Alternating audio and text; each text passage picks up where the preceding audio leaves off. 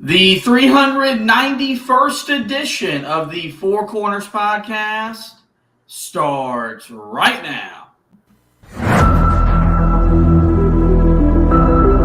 This is the Four Corners podcast.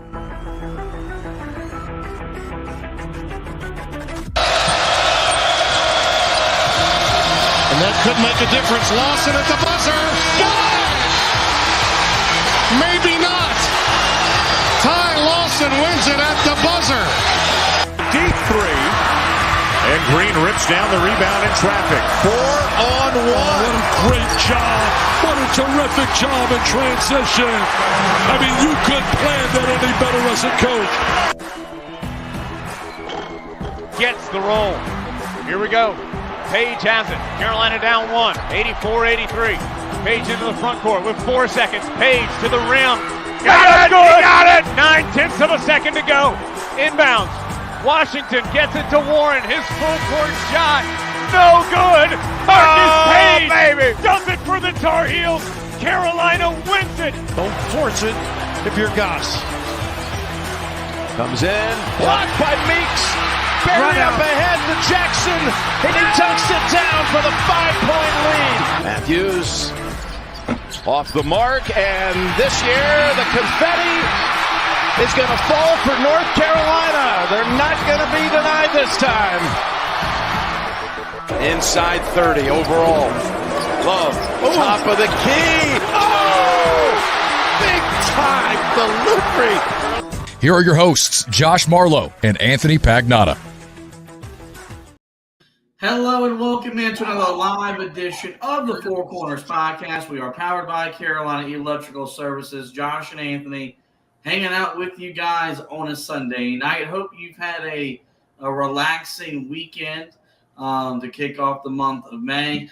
Unfortunately, Carolina did not get the news this afternoon they were wanting to get in the form of Clifford Amore and his transfer portal recruitment. We're here to talk about that and where Carolina goes next after missing out on yet another big man in the transfer portal. We'll also talk about the impact of Jae'Lyn Withers returning for next season and the role he could be asked to play next year. And it might be bigger than what you probably initially thought when the season came to an end.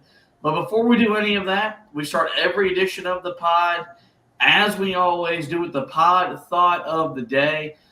We go to Mike Tyson for today's pod thought, and that thought is, quote, "Everyone has a plan till they get punched in the mouth." And no denying that Carolina had a plan for how to attack the transfer portal.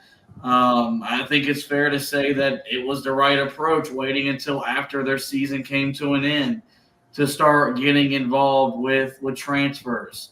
With that being said, with today's news, it's definitely been a gut punch, or as Mike Tyson said, a punch in the mouth, because we're sitting here over a month since Carolina's season came to an end, and they've landed one transfer. Now, a very impactful transfer in the form of K. Tyson, a guy that's going to add much-needed perimeter shooting to the roster. But when the season came to an end, Carolina made it known they were looking to go get a big man to replace the production of Armando Bacot, which was not going to be easy to do considering how great of a player Armando was and is during his 5 years at Carolina, and they failed to do so. They have struck out as many times possible on a big man. And the latest one today was Clifford Amore, the Rutgers transfer that chose Alabama over Carolina, Kansas State, and Georgetown. UNC was the last place that he visited, which I think for Carolina fans even makes it all the more tough that this was the last place he was at, and he still chose to go to Alabama over Carolina. When you look at it just in the initial, in the initial moment and the forefront of Carolina swinging and missing on yet another big, we've been positive all offseason long, preaching patience and and trust in Hubert Davis and this coaching staff. But I think it's fair to say after missing out on Amori, it's okay to be concerned about how Carolina has performed in the transfer portal this offseason. Yeah, I mean, I guess it's okay to be concerned. I don't think it's okay to start tearing down the coaching staff, mainly Hubert Davis, and saying that he's just not a great coach, that he's a guy that simply can't recruit guys out of the portal. I mean, guys, he just put together a roster that was one of the best in the entire country this past year. And now you're running into a crop of big men that do not care about where they are going to play basketball. They care about the money that's out there. And I mean, that's just the simple facts. I mean, you look at the guys that Carolina's targeted, 2 of them have made it to campus. Danny Wolf, who, to be honest with you, I think that might have been more Carolina even saying, look, we don't know if you're our favorite guy in the portal right now. And honestly would have been very similar to Jaylen Washington. There would have been questions about how well he can defend at this level. So you had him make it to campus, and then you had Amori, who I think a lot of people were right when they said this, even when he came on campus, and we didn't want to believe it. He came to campus just because he wanted to see if Carolina was going to match the offer that Alabama had on the table. From what I believe, Carolina was not the team that is rumored to have offered him $2 million. I don't think that's Carolina, offering him. And if he did and he turned that down to go to Alabama, that's some move. That's all I would say. So I think Carolina's done everything that they possibly could so far in the portal. And unfortunately right now you've got guys, Aaron Bradshaw was a guy that people say Carolina missed on. I don't really think so. I didn't want him, and I still don't want him to this day. I don't think that he is the right type of player for the culture that Carolina wants to have. He's a guy that's a quitter. We've seen it many times before. So if he comes in here and doesn't get the role that he wants, then he would simply shut down. And then Carolina would have to deal with a guy that is on the roster that is talented enough to play, but just that doesn't care. So I don't think Carolina fans should be too mad about that one. Umar Balo was never considering Carolina. Jonas Adu was all about the money. He showed you that with where he landed and the fact that he never even visited Chapel Hill. And so I can't get too mad about what's going on. It's just the circumstances that right now it seems like everybody that's in the portal at that center position, they are worried about one thing and one thing only, and that's how much money can we make. This is the part where NIL has helped college basketball, because everyone thought when the NIL became legal that the big schools were going to buy all the best players. And that hasn't been the case. Like, yes, it's worked for Carolina, it's worked for Kansas, it's worked for Kentucky, it's worked for Indiana. But we're seeing that other schools have money, and they have access to money that's now legal to get the talent that you need to compete, at a conference level or at a national level. There's no denying that the NIL has played a factor in Amori not coming to Carolina and Jonas Adu not coming to Carolina. We can't run from that. Like, it's very much known that financial promises and commitments played a role in Carolina not landing those two dudes. And I'm not going to sit here and rant and rave to say that Carolina has to get more money, because I think, for the most part, Carolina's making reasonable offers to get these guys to come here. But we've talked about it every single offseason. Hubert Davis looks for a certain type of player, and he wants guys that want to be a part of not just Carolina basketball, but the university and the community. Some of these guys that Carolina's missing out on, if we're being honest, don't fit that. These aren't dudes that you could just see walking around campus, on a random day in the summer and hanging out with classmates or just people in the community. Something that we've seen with the Armandos, with the RJs, even with the Harrison Ingram and Cormac Ryan, 2 transfers that made themselves a part of the Carolina community, not just the Carolina basketball community. And that's important to Hubert Davis. And I think it's a big reason why they weren't as committed to recruiting Aaron Bradshaw, because from a talent standpoint, it made 100% to go after him. 5-star talent, played at Kentucky. From a talent standpoint, you want that guy in your program. But from a fit and a culture standpoint, you don't want those guys in your program. I think what hurts from the Amori recruitment, from the outside looking in, he just felt like a great basketball fit. A guy that could be a legitimate rim protector, something that this program, hasn't had in the form of him since like John Henson and Tyler Zeller. A great individual defender and a guy that could rebound the crap out of the basketball.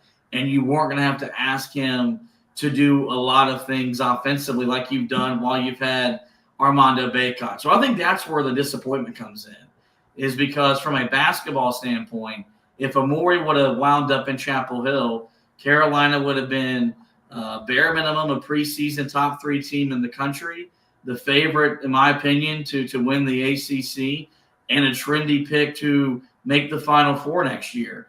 Depending on how they fill out that 5 spot, I do think that the expectation level will be a little bit lessened because Carolina is not adding the premium big they set out to roughly 6 weeks ago. Yeah, I think that's the thing, is the expectations of what people were expecting is they were expecting somebody to come in here that was a superstar. There were people that expected someone to come in here that was better than Armando Bacot. And so now that they aren't getting that, I think a lot of people are panicking. And I think a lot of people now think the other thing is people think it's over now. That means that there's nobody else that's left that Carolina can even target in the transfer portal, or they think that Carolina just isn't trying with certain guys. I've had the question, it's had to have been at least 10, 15 times already today. Why is Carolina not speaking with Norchad Omier? They can't. He has a no contract clause that he had when he entered the transfer portal.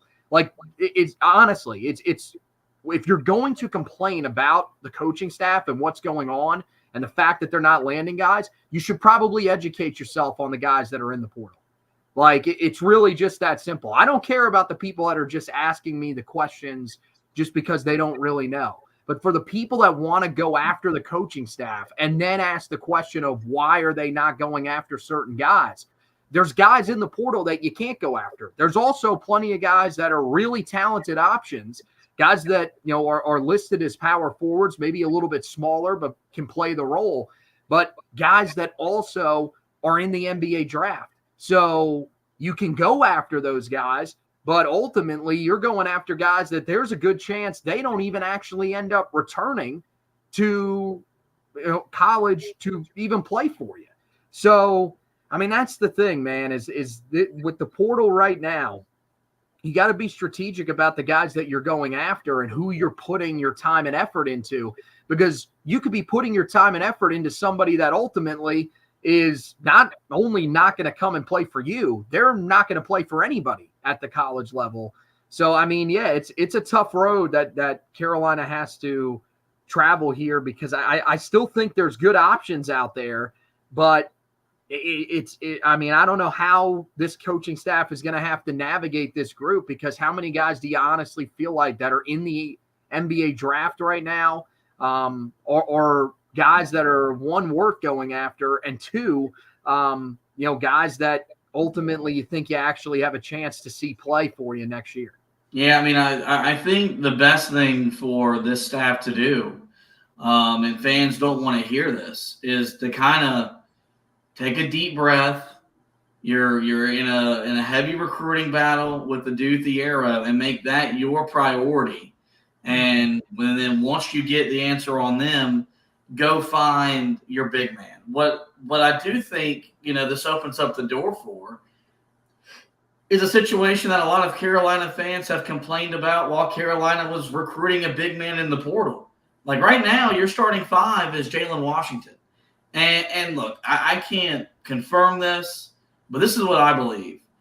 If RJ Davis wasn't coming back and next year was seen more as a bridge year to 2025, 2026, I don't think Carolina would aggressively be recruiting a big man. But I think the fact that you're returning the ACC Player of the Year, a perennial All-American, a guy that should be the preseason National Player of the Year.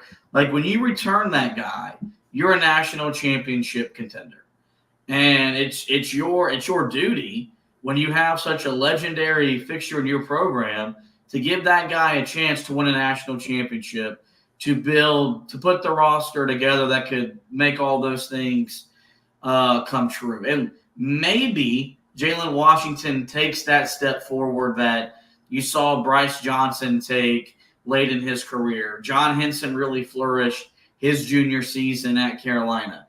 I think that's on the table for him if he gets put into a role where he becomes a starter because Carolina doesn't land a starting five big man. On the other hand, I wonder what that does to Carolina's championship aspirations, because you couldn't get to a Final Four with Armando Bacot, who is a better big man than Jaylen Washington was, albeit a different big man. I do wonder and look at this and say, if Jaylen Washington is our big man when the season opens up later this year in November, I don't know if Carolina's ceiling will be national championship. And if that's the case, that's a disservice to RJ Davis.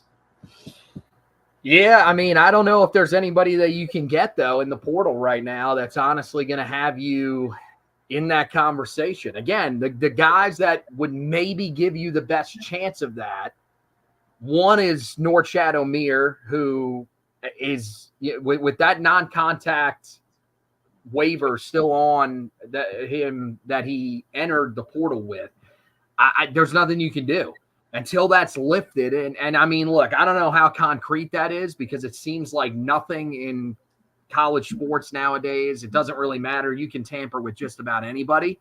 So, I mean, look, if there's a way for Carolina to get in and contact them, then you have to. I mean, you got to be aggressive. But I think outside of him, there's really nobody else that can take you to that level. Not a guy that you wouldn't still have to play Jaylen Washington significant minutes. But I mean, look, Ugana Onyensu, I think it's definitely a guy that Carolina should be interested in. I mean, one of the best rim protectors, if not the best rim protector in the entire country last year, averaged 2.8 blocks per game while playing less than 20 minutes per game. So, I mean, that's a guy that maybe you could combine with him and it turns you into one of the better teams in the country again. It's just, to me, it's you're going to need to see the jump from Jaylen Washington. I mean, yeah, I think it definitely hinders Carolina's championship aspirations. I don't think it's impossible that Carolina ends up potentially making it to a national championship game, because look, there's still a lot of growth that Jaylen Washington can go through in this offseason, and that the guys around him can go through this offseason. I also think that the backcourt will be able to score more across the board than they did this past year. You would expect that, Elliot Cadeau, a guy who scored it really well at the high school level, some things will start to click for him. I would not expect him to shoot it as poorly as he did this year, because he's going to be working on that the entire offseason. So you expect him to take a leap. Seth Trimble, you hope that he can continue to progress in the right direction like he did from his freshman year into this year. And, you're also getting a guy in Ian Jackson who we know from what we've seen at the high school level, that's pretty much what he's there to do, is score. It's not a guarantee that he will, but still, you feel a lot better about that backcourt. You feel good about the wing positions, especially, now that you got Cade Tyson in there. Drake Powell has been talked about a lot. A lot of people are expecting that he will play a pretty decent role for Carolina. So it's not impossible that Carolina can still be a championship contender. The thing that concerns me even more than with Jaylen Washington starting is what is Carolina going to do behind him off the bench? I don't know if Jaden High is a guy that can handle playing that 5 role. I think he's aggressive enough, but 1, I don't know if he can stay out of foul trouble. And 2, I still don't think he's a guy that's built to handle a lot of the big guys down low defensively. I think it's very similar to Jaylen Washington. And James Brown, I know a lot of people have talked about him and people want to be excited about him, and that's fine. He's a guy that I think when he comes to Carolina, if he's there for a few years, he can turn into a pretty good player.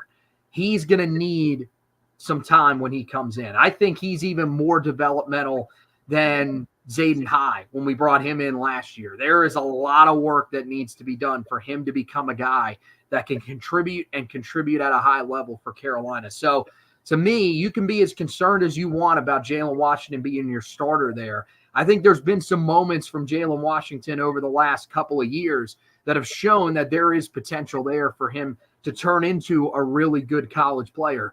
I'm more concerned with the guys that are behind him, which I think right now, I don't know if any of those guys are even capable of holding down a backup role, which would then push Jaylen Washington to have to be a guy that plays probably 30 or more minutes, which I just don't think that's going to lead Carolina to a ton of success. Well, that's the biggest reason why Carolina was looking to find a big man, was to have Jaylen Washington be the backup big because he's comfortable in that role.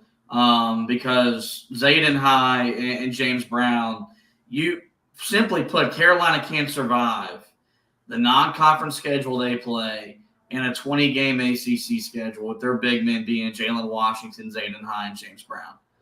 No, I would go as far to say you could put yourself in a situation where you're a bubble team if that's your front court going into next year. That with as good as RJ is, as good as Elliot Cadeau, taking that next step, even with bringing in 2 5-star freshmen, because we saw this year with how the tournament played out and how the Final Four shaped up. The big man has a role in college basketball, and you've got to have multiple big men if you really want to compete at the highest level. You've seen teams kind of stack up with multiple bigs this offseason, so. That's why Carolina was aggressively pursuing a starting level big man. It's probably going to be hard to find that, but now you've got to go find a legitimate off the bench big that could play, anywhere from like 12 to 16 minutes a night in the ACC.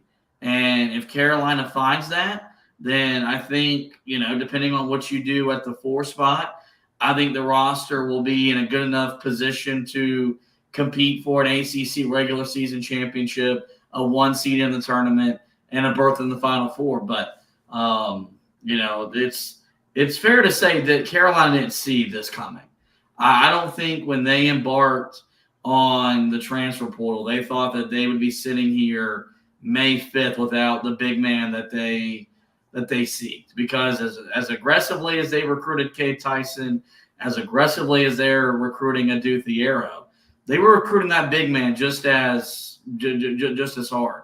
And to not have landed one, I do think it's a blow to that staff's confidence, even with the way they've navigated the portal their first 4 off seasons as a staff in Chapel Hill. Yeah, I don't know if it's a blow to the confidence. I don't think that – I think they know what it is, man. They know that people are just willing to pay more, and they're not going to be able to match that. They're just not wanting to. They want guys that want to be there. And, I think that the chemistry, that's the thing, is that guys that are worried about money, the chemistry is not going to be great. You're just going to have guys that want to come in there and get their own. And if it doesn't work out, they don't care. They're moving on to play somewhere else, especially a lot of these guys that are going to be staying for 1 year. So I don't know. Amori definitely hurts, because I think that was one that Carolina really valued. I think Adou they valued as well. But Adu, we know exactly what that was. The money came through from Arkansas, and there was just no way that he was going to turn that down. So, I mean, look, I don't think – I know a lot of people think it's the end of the world. I mean, I know there's people that think if Jaylen Washington starts, this team won't make the tournament. I don't think that's necessarily the case. I think you've seen moments from him that should have you confident. Now, if they don't add somebody else, then I'm concerned. But let's say that you combine that he's your starter, but you combine him with Onyensu, who is a really great defensive player off the bench. That kind of gives you that balance that you need. I think that would probably work. And also, like, you just can't rule out Jaylen Washington taking a step forward this year. Like, I know a lot of people are saying are hell-bent on the fact that he is not going to take any steps. He's going to be the same player, and Carolina is going to be a terrible basketball team. To me, like, we've seen this before. Guys have progressed. I mean, one of the guys we've talked about that he could ultimately end up being somewhat like would be a guy similar to Bryce Johnson. Now, I'm not saying that he ends up making that sort of leap to what Bryce did his senior year, but, I mean, even if he could be half of that, that's still serviceable enough. It's going to be, I mean, look, regardless now of who they bring in, they need to realize this is a team that is not going to be built around their big man. You're going to have guys on the perimeter that step up. The other four players on the floor are going to have to handle the majority of the scoring, unless they bring somebody in that's all of a sudden a great player offensively, or Jaylen Washington turns out to be an offensive player that can average 10 or more points per game. But I mean, I don't know. I'm just not as panicked as some of these other people. And I'm not out on Hubert Davis. I think that's ridiculous that people are going there again. Like, how many times do we have to have this conversation? I mean, again, it's a guy that's built a roster that made a national championship game in his first year there. It's a guy who built a roster that last year finished first in the regular season, was a 1 seed, and had a really good chance to make a run, but got knocked off by a team that just matched up with them the way that they would probably be built this year. So if you are arguing that they should be built exactly the same as last year, well, that might lose you the argument right there. So I don't know. These people, I mean, it's just amazing how quickly people panic over, them missing out on some guys in the portal that ultimately may have not even wanted to come to Carolina in the first place. Wasn't all negative news for Carolina this week in terms of their roster coming together for next season. Earlier in the week, they got confirmation that another piece off the bench will be back for 2024, 2025. We'll tell you who that is and what his role could be next season. But first, I got to play you a quick word from one of our partners. Hey there, Josh here for the Autograph Fandom app. Want to get rewarded for listening to our show? The team at Autograph, co-founded by Tom Brady, is redefining the fan experience by letting users earn points for the acts of fandom they take every day, like listening to this show. The Autograph Fandom app gives you access to your favorite UNC content in one place and offers rewards like tickets, exclusive merchandise, and much more. You're already listening to our show, but now you can earn points and get rewarded for it. Head over to the Apple App Store and search for Autograph Fandom Rewarded and download it today for free using the referral code HEELTOUGH. Link and code are also in our podcast description. Welcome back inside of the live edition of the Four Corners Podcast. Josh and Anthony hanging out with you on a Sunday night talking about the impact of Carolina missing out on Clifford Amore, but earlier in the week, John Rothstein from CBS Sports did confirm that Jae'Lyn Withers will be back for 2024, 2025, something that I guess we just all expected to happen. I think the news would have been had he decided to go elsewhere to play his final season of college basketball. And look, I do think that was very much on the table with the way he played a role in how Carolina's season ended, right? He missed the three that, I don't think anybody wanted him taking, but it was understandable why he took such a wide open shot.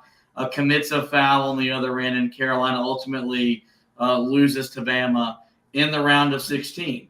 But he's coming back, and I think that says a lot about him from a mental standpoint, how tough he is, because we know he got some negative comments his way on social media.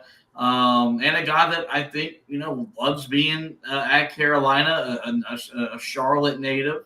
It means a lot to him being able to play so close to home. With that, though, kind of flying under the radar, he could be a starter for Carolina next season. We kind of haven't talked about it because kind of like with the big man, and Carolina's been trying to find that 4 guy to replace Harrison Ingram. And I know people were starting to get their hopes up that maybe he could potentially return to Carolina after RJ returned. He liked some comments on Instagram that, if you return, I'll buy all your gear. He posted a picture today on his Instagram of his locker cleaned out, barring just some, a bad week at the NBA Combine. Harrison Ingram won't be back in Chapel Hill for next season. We know Carolina is aggressively recruiting Adu Thiero, the Kentucky transfer, but with the way that this offseason's gone, it's fair to expect Carolina to miss on him. If that's the case, how comfortable are we with Jae'Lyn Withers being the starting 4-man for the Tar Heels next season? I mean, you don't feel great about it, but similar. I don't even know how similar it is to Washington because he's been a starter in the ACC before. I think from a defensive standpoint, you're not that concerned. You kind of like it because he's a guy that can defend. I'm not going to say he's the same type of defender that Ingram is, but he's a guy that can defend a lot of different spots on the floor. He defends very well on the perimeter. So from that perspective, I don't think you're really that concerned about that. It's the offensive struggles that he had this year. Now, the thing is, you go back to his time when he was with Louisville, and he scored the ball better. I don't think that he's a guy that should be taking a ton of shots per game. The most that he ever took in a season on average when he was at Louisville was a little over 7 per game. And I think even that's probably a little bit much for him. But he's shown you that he's capable of starting. In the past, he shot the ball better from 3 than he did this past year. This past year was really, really rough for him. But when he was at Louisville, he shot 41% in his final year there on right at 3 attempts per game, which is solid. His freshman year shot 38%. So you'd expect that if he's playing more minutes, he's probably going to shoot a little bit better. The biggest thing for me, on top of the question of can he be a consistent enough scorer, is can he rebound even remotely close to the way that Harrison Ingram did? And if Carolina can't find a guy at the 5 spot that can rebound at a really high rate, Jaylen Washington has shown when he's been on the floor that at times he can rebound pretty well, but you want a little bit of security with that guy that you have at the 4. And so you're hoping that, a guy like Thiero, who averaged 5 a game last year, could come in. He did that with limited time. So if you played him a little bit more, you'd expect that he could be somewhere near, where Harrison Ingram is, or maybe not even that high, but even around 8 a game would probably be all right. For Withers, look, he averaged 7.7 in his first year at Louisville. Outside of that, he's never averaged more than 5.5. So, we saw the inconsistencies with how well he rebounded this year for Carolina. If you could get the guy that was rebounding the way that he was towards the end of the season, then I think you'd feel somewhat confident that you still have a pretty competent starter out there. But if he struggles to rebound the ball the way that he did the majority of the year, if he still can't knock down those shots more consistently from the perimeter and in the mid-range, and if he's a guy that can really only defend, then I think then you would have to be a little bit concerned. But I think the experience at least eases the concern just a little bit. Yeah, I mean, look, you wouldn't complain about having, would that be 2 fifth-year seniors in your starting lineup? And look, experience matters. It's winning in college basketball more than ever. I think it's a nightmare scenario if he's your starting four-man. Over the course of 20 conference games and with just the way that Carolina will play in the non-conference, because he's a guy that there's a reason why when he got to Carolina, he was a role player, and his role kind of fluctuated throughout, because there isn't the one thing that I thought he consistently did last year was just maybe he just competed. But I mean, there were some nights where he was playing hard, just not good enough, and was getting beaten. There were, the shot, not what you want out of a starter. And the inability to rebound, I think, consistently is something that you really worry about. He has the ability, though.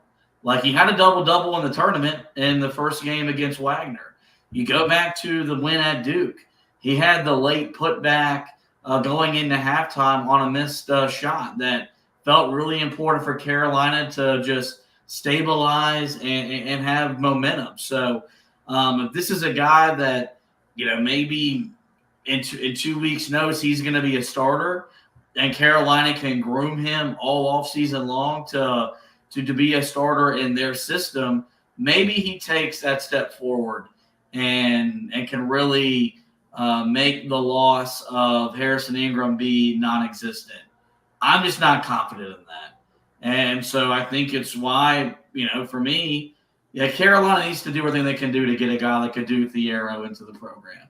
And because I think I would feel much more comfortable, even though he's less experienced, starting, because I think his talent level, I think his ceiling is higher. Maybe his floor isn't the same floor that Jae'Lyn Withers' floor is. But I think if we go into next season and this starting five is R.J. Davis, Elliot Cadeau, Cade Tyson, Jaylen Withers, and Jaylen Washington, I think it's unfair to expect them being a Final Four team. And that's not something I want to say when an all-time Tar Heel came back for a fifth season. So I think it's why the staff is look. The staff isn't recruiting the portal just so R.J. Davis wins a national championship. Like, that's the standard, that's the expectation at Carolina. But I do think there is a sense of urgency when you've got these fifth-year guys to not waste their fifth year.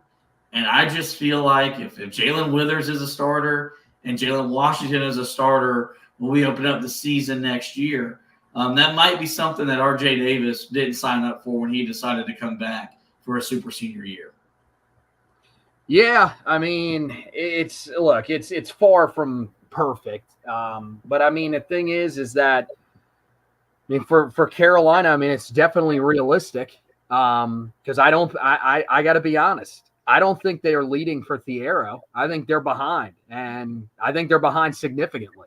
I think Pittsburgh right now, barring something shocking, they will end up landing him because, again, they're offering just a huge amount of money. So in that scenario, then Carolina's got to do basically the same thing that we're doing here now. I got to be honest. That would be the bigger nightmare scenario to me. Because I agree with you. I think that there are more question marks about Jaylen Withers than there are about Jaylen Washington being a starter. And I think with Thiero, he's your guy. If you don't get him, unless Dylan Mitchell pulls out of the NBA draft out of Texas, I don't think there's anybody else that fits that spot. So I think this has to be – Carolina has to put everything into this. Because you're right. If it's Washington and if it's Withers, then this is a team that's probably still good enough to finish top 4 in the ACC because of the backcourt. It's a group that if they make it to the second weekend, they should feel pretty good about themselves. And you're right. For a guy like R.J. Davis, I mean, At that rate, yeah. I mean, I don't know if I don't think he would ask himself, why did I come back? But for a lot of Tar Heel fans, they would think that's probably got to be in the back of his mind. So, I mean, it's up to the pressure is on. At this point, look, I'm not ready to say that this staff has completely butchered this offseason, like a lot of people want to say. But now, I think if they, even if they don't bring in anybody at the 5 spot, I still don't think you can really kill this staff until they don't bring in someone at that 4 spot. If they don't replace Harrison Ingram in some capacity, then you're in some really deep trouble. Yep, and hopefully that's not the conversation, that's not the discussion we're having once this roster gets finalized. And when we gather in the preseason to get ready for the upcoming season. Closing note before we do get out of here, UNC will play a non-conference road game at Hawaii this season prior to competing in the Maui Invitational. This game was originally scheduled to be played back in 2020, but was canceled due to COVID. Remember, that Maui Invitational was actually played in Asheville that year. Carolina did this back in 2016-2017 when they won the 2016 Maui Invitational, and they, of course, won the 2017 National Championship. And, the Maui Invitational this year is going to be as deep as it was last year. And last year they had 3 of the top 5 teams in the country in the field. I know Carolina will be there. UConn will be there. Those will be 2 of the top 5 teams in the country in early November. If Carolina wins the Maui Invitational, it's usually a good omen for what that season has in store. So with that, guys, it is going to wrap up this edition of the show. Before we let you go, we do encourage you guys, visit the website, HeelToughBlog.com. We had you covered with the Amori announcement. Talked about what Carolina missed out on and where they're going next. As we've kept you up to date with every with every news piece coming out of the transfer portal for both basketball and for football, as that second window is open. We also got an article up about an injury to Kobe Paysour, what it means for him on the football side of things. Simply put, guys, we want you to visit our website. That's HeelToughBlog.com every single day for the latest and the best Carolina basketball and Tar Heel football coverage. As for the podcast, you guys know where to find us by now. We're on every major podcasting platform. Simply search the Four Corners Podcast, where we will pop up. Well, there we encourage you guys to rate, review, and subscribe. That way you don't miss any editions of the show throughout the basketball off season. Well, with that, that is going to wrap up this edition of the show. Do want to thank Anthony once again for hosting with me. We want to thank you guys for watching and listening. And as always, go Tar Heels.